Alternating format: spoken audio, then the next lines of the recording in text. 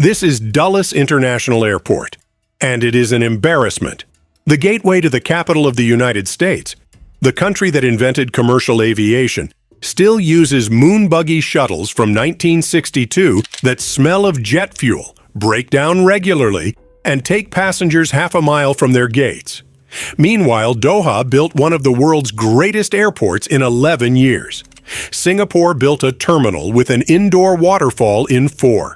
Dubai handles 92 million passengers through a facility the size of a small city. America invented modern aviation. And now it can't build an airport that rivals countries that didn't have commercial air travel 50 years ago. Trump's solution: spend $22 billion and rebuild Dulles from scratch.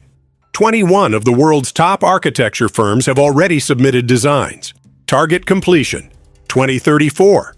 The ambition is real. The money is committed. The renderings are stunning. But America has a problem that $22 billion cannot automatically fix. The real question is not whether Dulles should be rebuilt. The real question is whether America still knows how to do it.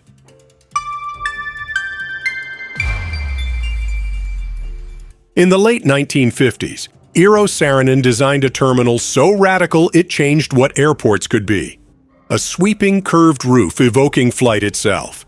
Mobile lounges driving passengers directly to aircraft. No jet bridges, no corridors. It felt like the future. For a while it was, but jet travel exploded. Aircraft got bigger. Instead of replacing the mobile system, Dulles kept adding workarounds.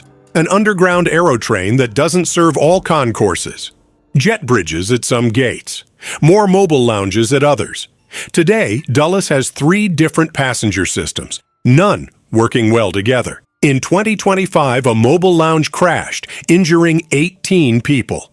The airport authority had a plan. $7 billion over 75 years, phasing out lounges by 2100. Trump called it insufficient. For once, almost everyone agreed. Here is the detail the renderings won't show you. When Saarinen designed Dulles in 1958, he envisioned 6 terminals, a sweeping row of concrete birds across the Virginia countryside. They only built 1.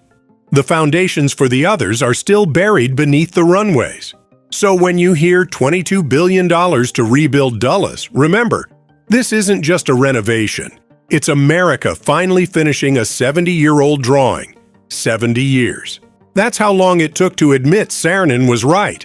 And in those 70 years, the rest of the world built everything America didn't.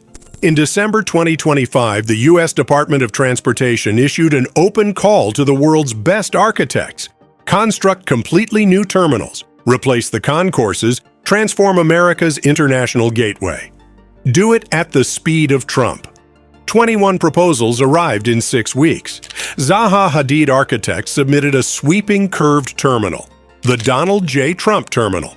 Grimshaw proposed an accordion-ceiling state-of-the-art processor with a full airport master plan. Ferrovial, which operates Heathrow and JFK, proposed an airport city surrounding the new terminal. One firm proposed near-ground-up reconstruction at $35 to $50 billion. The plan that emerged, $22 billion, funded by $21.8 billion in new bonds and $1.1 billion in airport fees. Target, 2034, 8 years to rebuild a live airport handling 29 million passengers a year. The goal, an airport that rivals Doha, that competes with Singapore, that reflects the ambition of the country that once led the world in aviation. Here is where Dulles becomes something larger than one airport. Doha's Hamad was built in roughly 10 years for $15.5 billion. And even it faced years of delays. Singapore's Jewel Changi took 4 years. Dubai expanded Terminal 3 in 5.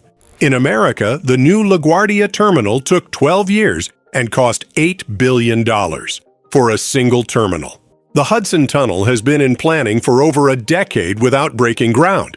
California's high-speed rail, approved in 2008, has spent $13 billion and completed almost nothing. This is not simply incompetence. Environmental reviews, permitting processes, labor regulations, procurement rules, All of it slows American construction and drives costs up. These rules also protect workers, communities, and the environment. Other countries build faster partly because they are not held to the same standards. America's construction problem is really a governance problem. Nobody has found a way to solve it without giving something up. And then there is Saarinen's terminal. The 1962 building is one of the most important works of American architecture of the 20th century. Conservation group Docomomo called it a landmark of American design, engineering, and cultural history, and warned against compromising its essential form. Trump praised the building. He said it had a beautiful terminal and a bad airport. Every major proposal found the same solution. Preserve the Saarinen terminal, repurpose it, luxury retail, a lounge, a museum.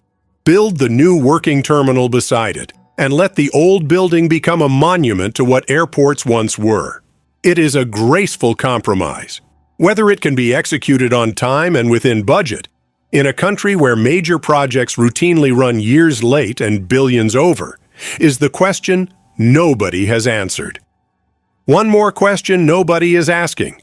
By 2034, the airline industry will look different. Longer-range, narrow-body jets are already allowing airlines to skip hub airports entirely. America might not just be building an airport that's behind Doha. It might be building a monument to a model of travel that is already changing. Doha built Hamad in 10 years. Singapore built Jewel in 4. Dubai never stops. America is spending $22 billion on a terminal that opens, if lucky, in 2034. What we don't have is the muscle memory. The Empire State Building, 13 months. The Hoover Dam, 5 years. The Pentagon, 16 months. The Golden Gate Bridge, 4 years. The Interstate Highway System, 35,000 miles in 35 years. A single LaGuardia terminal, 12 years. Today, it takes longer to review the environmental impact of a project than it took our grandparents to build the whole thing. The administration demanded this be done at the speed of Trump. But speed doesn't mean anything if you don't know where you're going. Dulles is not just an airport, it is a Rorschach test. If America finishes it on time and on budget, it proves this country can still move at the speed of a superpower. If it doesn't, the mobile lounges are still running, the jet fuel still smells, and somewhere in Washington, architects are drawing the terminal that will either prove America wrong or prove the critics right. The clock is ticking. The question is whether America still knows how to read it.